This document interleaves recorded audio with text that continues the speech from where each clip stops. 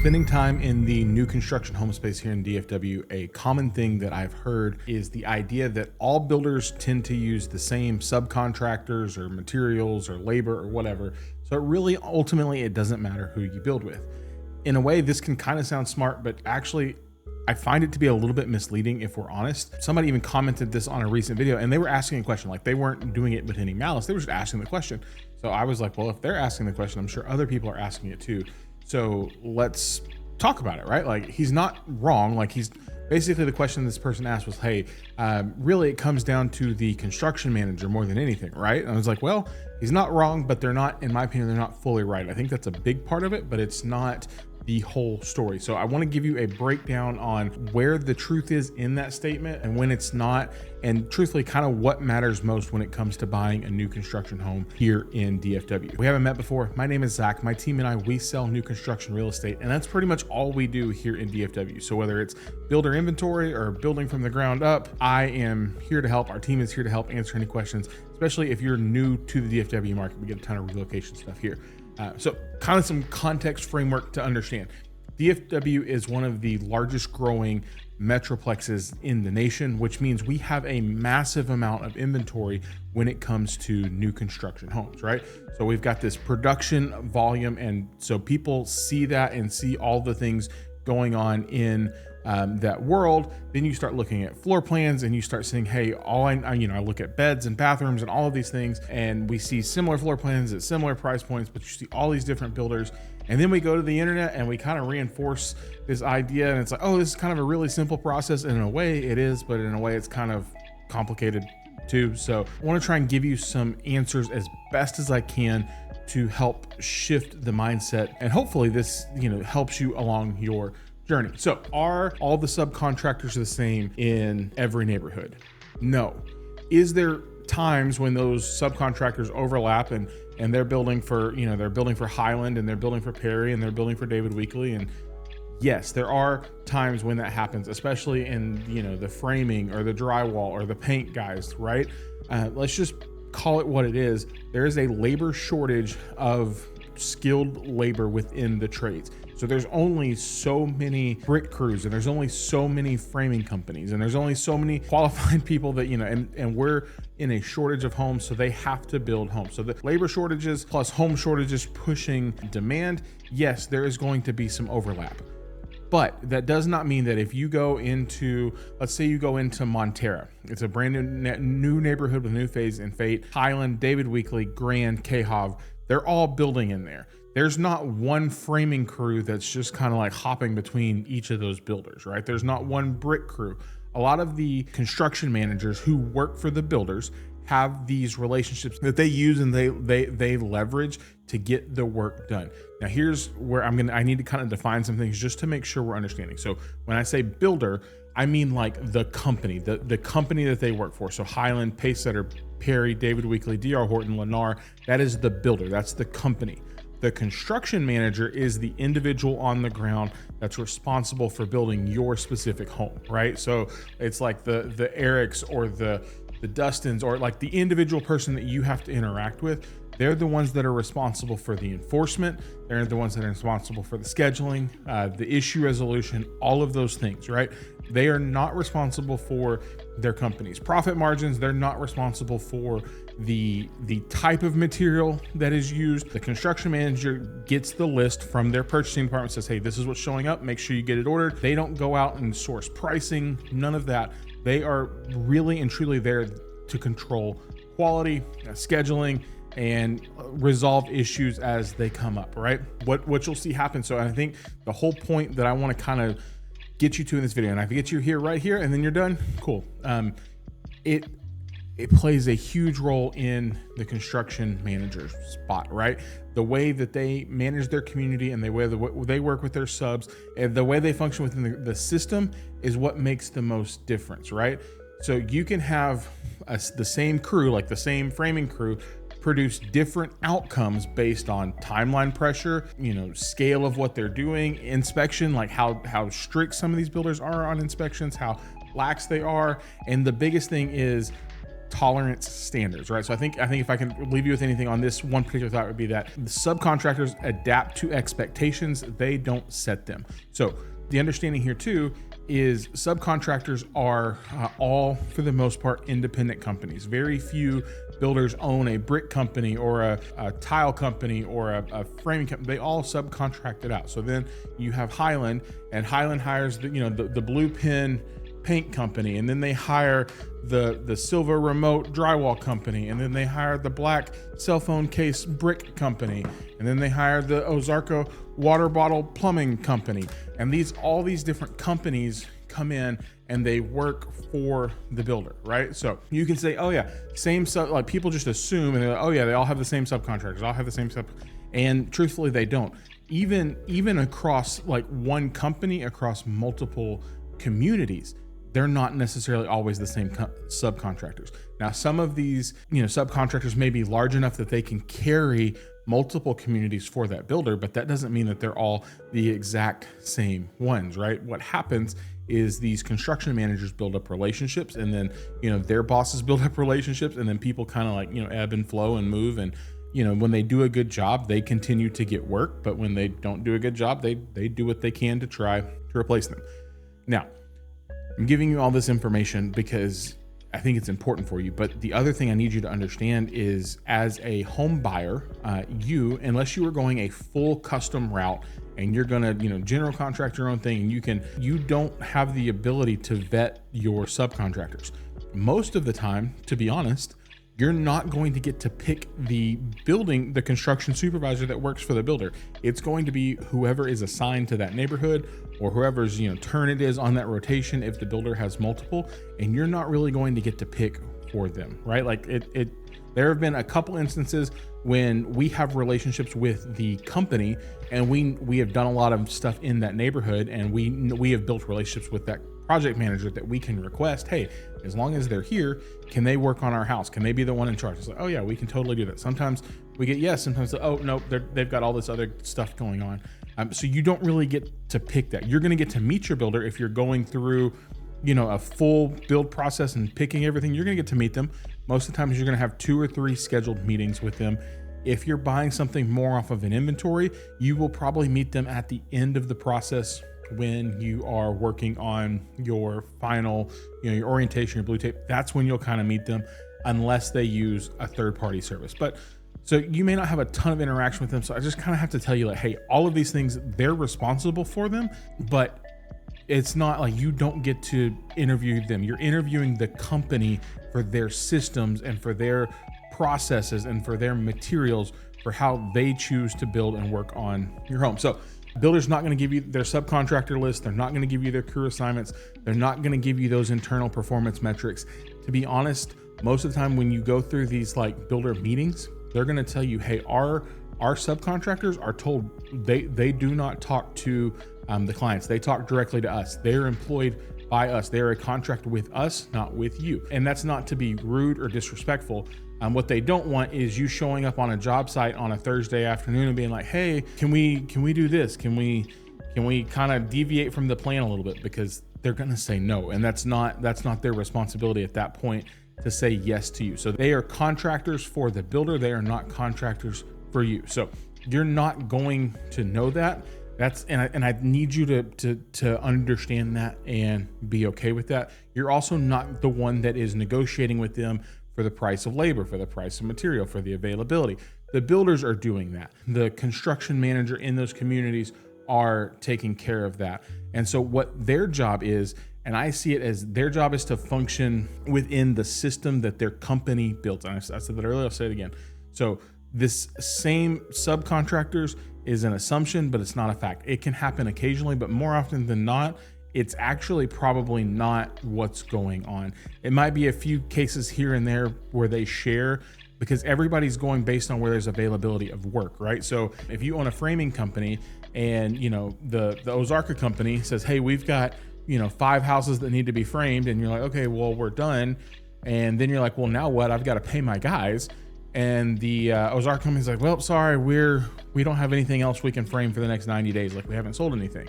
Well, are you just gonna sit around and twiddle your thumbs and hope you get paid? Or are you going to go to the silver remote company and be like, hey, can we start framing houses for you? Because we need to make money. You're going to go here. You're not going to sit and wait here. You're going to go here. So they do spread themselves out. And like we said earlier, the subcontractors adapt to expectations. They don't set them. And I think that's an important thing when we're saying, hey, it's all really the same. So when it comes to how this process works, contractors are paid by, speed, by volume. Hey, we need to be able to move these homes quickly, right? And it's not quickly at a detriment. It's quickly like, hey, we have land cost, we have holding cost, we have a buyer that has an expectation of a timeline. We need to be able to do this and do this right.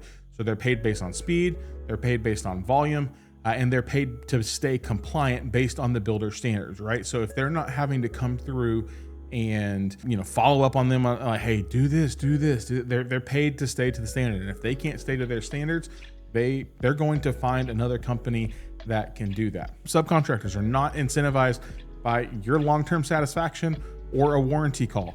They're going to have to deal with that, but that's not the incentive, right? The incentive is, hey, can we keep doing what the builder expects us to do? Now, if something goes wrong, yes, the builder is calling them on that warranty, right? But for the most part, they're going to have little to no interaction with you, and you're not, they're not being held liable by you. They're being held liable by the builder. And if a builder allows for a wider tolerance, subcontractors will meet those. They will not exceed those. So you can always kind of like to look and say, hey, we've had it go both ways. I've had builder companies that have great systems, and we had a project manager and construction supervisor, and it showed. I've had the opposite, where the systems for the company weren't great, but our construction manager was phenomenal and made up for a lot of difference in that space, right? So that's where it kind of ebbs and flows. The company decides what gets redone, what gets passed, what gets ignored. Quality enforcement is top down, not bottom up. And I'm going to keep saying that. Quality enforcement is top down, not bottom up. And so it's important, even if they might be using the same contractors, that the system in place is what enforces our quality. Your construction manager on the ground, they don't control what you picked at design center. They're not in the meeting where it's like, hey, we really want to go get this tile, or we want to source it from a different place. What they're controlling is, hey, I've got the painter coming on Monday, I got the electricians coming on Wednesday, and they can't be here at the same time. And oh, by the way, the brick guys are supposed to be out there, but then the brick didn't show up. If you remember the olden days of like the Ringling Brothers Circus before it got canceled, you remember the ringmaster, right? That like stands in the middle and makes like everything. It's like, hey, all of these things are happening all at once. Like that is what is controlled on the ground by your construction manager. The companies, they set the spec packages, the standard specifications, hey, here's what's allowed to be substituted. Here's what we can change architecturally. Here's what we can't change. Here's how often we do inspections. Here's how often our quality control comes out and walks it with our teams. Here's what we do on a punch list. So you have your construction supervisor, and then you have his boss or her boss that comes out and says, hey, we're walking it for quality. And hey, what do we see? What do we not see? How are we staffing our warranty department? Are we doing warranty in-house? Is your construction manager managing your warranty? So like with a builder, for example, like a Highland, the man or the woman who is the construction manager, they're your warranty contact for the first year. So they have to have that face-to-face, eyeball interaction with you. They're your warranty contact. They're making sure everything is getting scheduled and taken care of. Other companies say, hey, you know what? We don't have the manpower and the capacity for that. We're going to use a third-party system. Does that make them bad? No. Does that make them superior? No. It's just different. But that's decided at the company level, and then the builder or the project manager is just there to enforce their standards.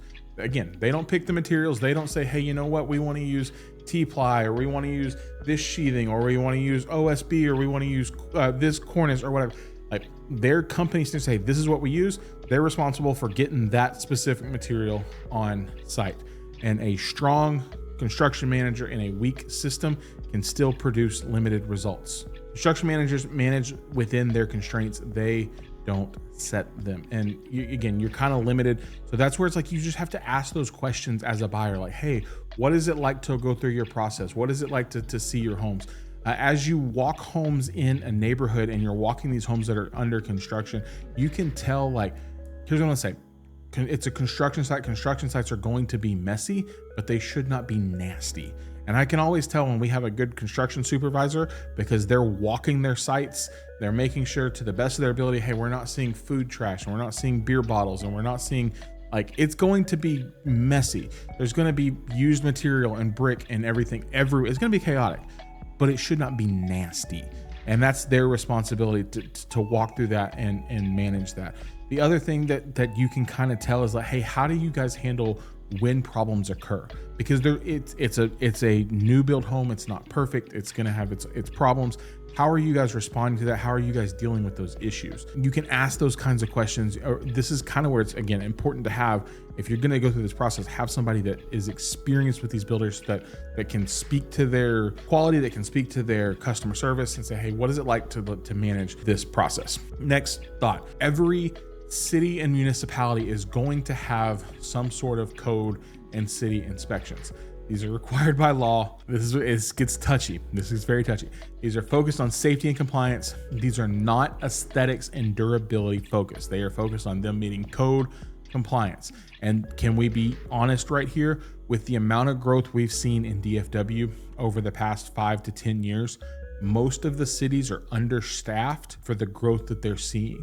So inspectors can be overwhelmed. We've had moments in some cities where the builder has failed inspections because it was raining and the city inspector didn't want to get out of the truck.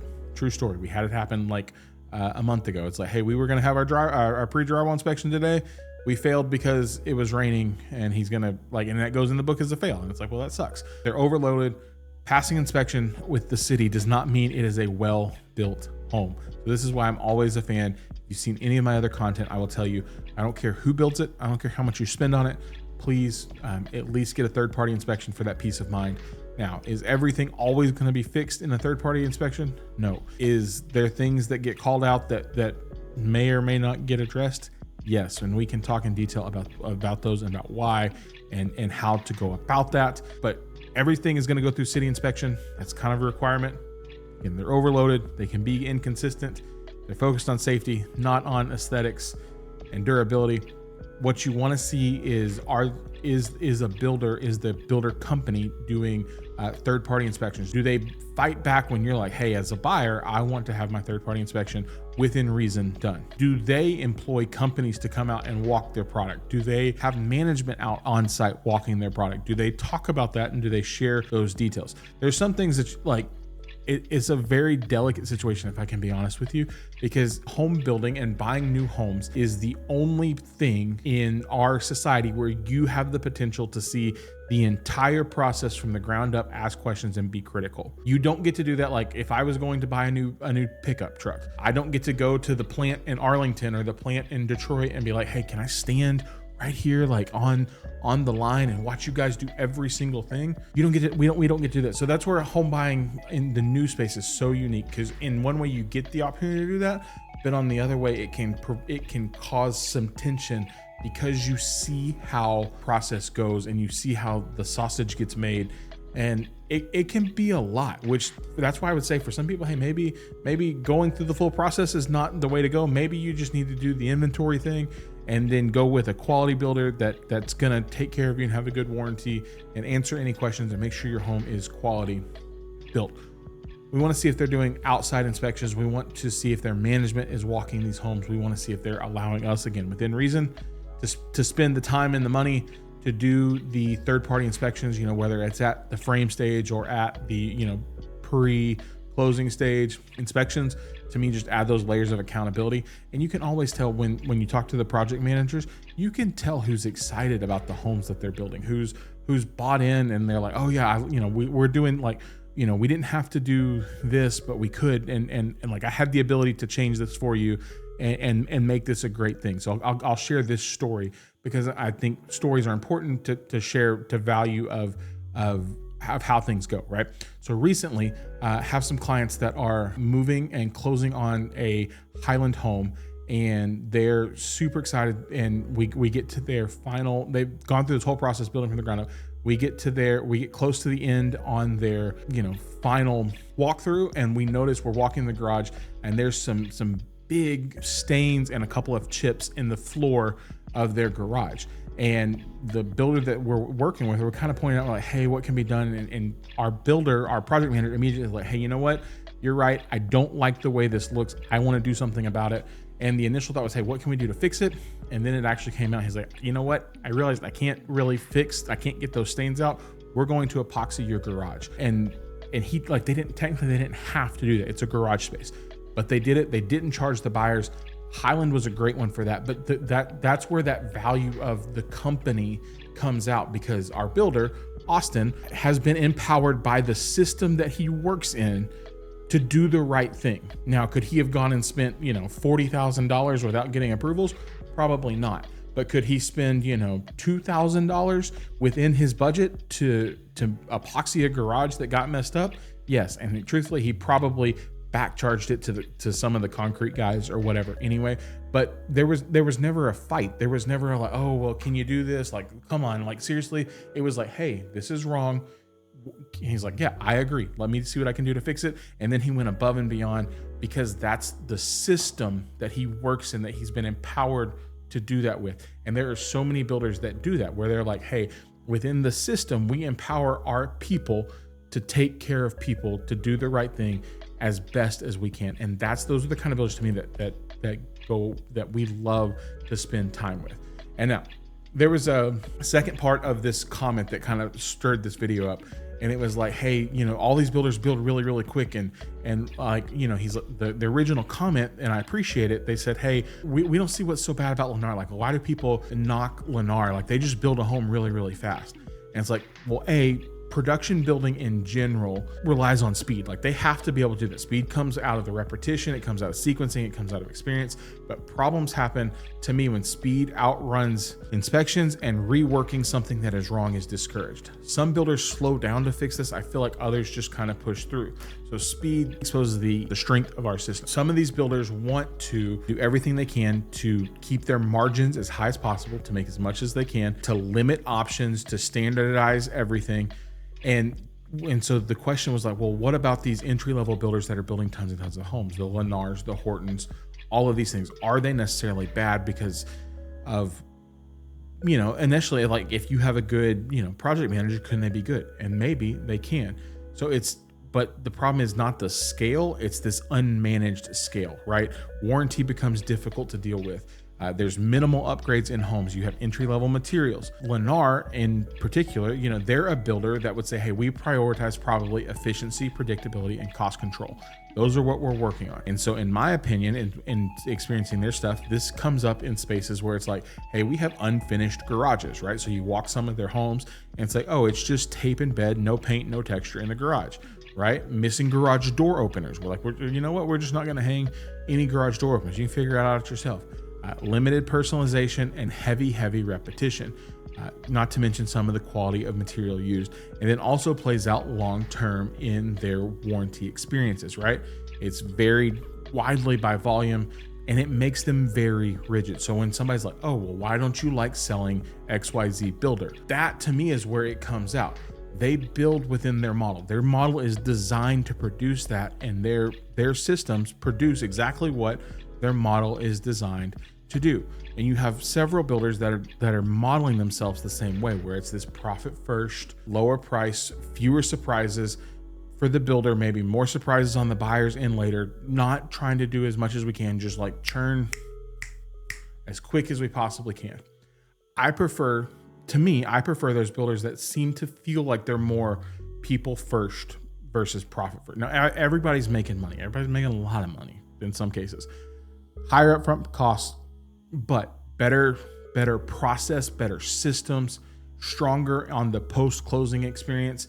And so you, as a buyer, you just have to make that decision, right? You have to choose, do you want this experience and this quality, or do you want, the cheapest home possible that you can absolutely find?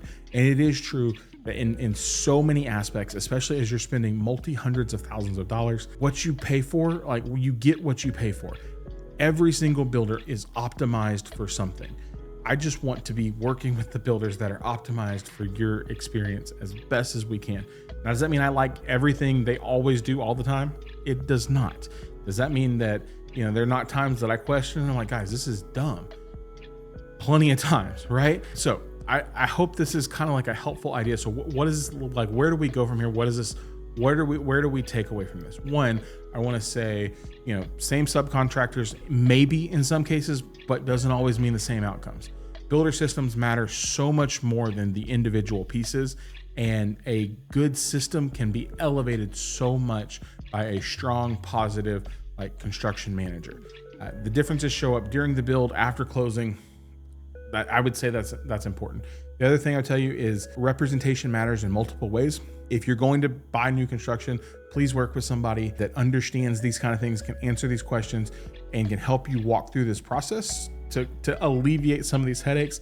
Also, please make sure if you're going to do this, strongly consider getting a third-party inspection. And please, when you do that, make sure you're using inspectors that are familiar with new construction homes in your area. I wish you could pick your construction supervisor. You don't get to unless you're doing this, as a full custom thing. But I've met some phenomenal people in this industry that build homes and go way above and beyond for their clients and way above and beyond with the subcontractors they use. And they're not all bad. I'm just, as best as I know how to say you, maybe that's a little biased. Maybe that comes from selling, 70 whatever new homes a year and spending time here. I don't know. Maybe that's where my bias is. But I can tell you, I have run across some incredible people in this space that genuinely do care. And I've ran across some people that don't, right? Let's give both sides of this. So if somebody's telling you, hey, they're all the same, I don't think they've been around enough new builds enough. If I have any builders or subcontractors or contractors that work with builders that are watching this content, I'd love for you to give me some pointers or some tips down in the comments below. Some of my inspectors, if you watch this, you're like, hey, we see this, what about this? I'm just trying to create healthy dialogue for buyers to make it a place where they feel like, hey, we can do something that might make a difference lasting for our family. If I get you this far, I got to tell you, hey, if we can help in any way, I should have told you at the beginning of the video. Contact information, as always, is right down here at the bottom. Call, text, email. Like selling real estate is my livelihood, and selling new construction is where my heart is. So if I can help you, I would be honored to do that. If you have any questions, or if you're just like, you know what, we're not ready to talk yet, I'm okay with that. Right here on the screen, right. Let's do it right there.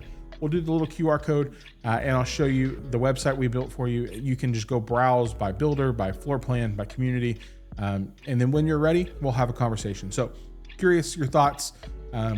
How do we make this better? How do we make this more affordable without cutting every single last thing down to the bone? I don't know, but we'll figure it out. We'll see you in our next video.